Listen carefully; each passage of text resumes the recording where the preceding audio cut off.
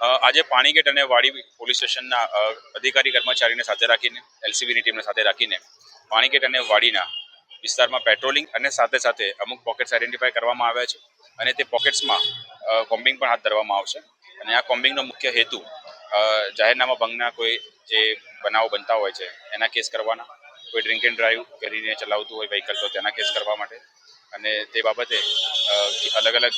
હેડ હેઠળ કામગીરી કરવા માટે આજે કોમ્બિંગ હાથ ધરવામાં આવ્યું છે. જેમાં જે અસામાજિક તત્વો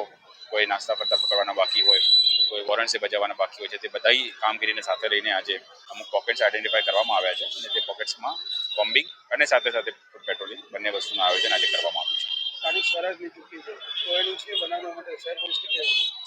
સ્થાનિક સ્વરાજની ચૂંટણી છે અને તેના માટે ગઈકાલે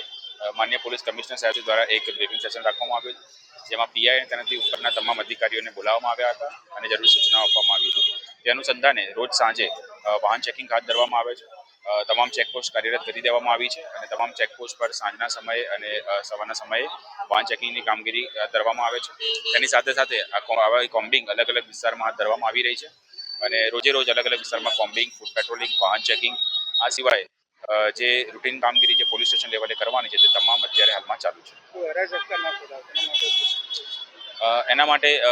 અત્યારે હાલમાં જે અમારી સાયબર ક્રાઇમની ટીમ છે એ એક્ટિવ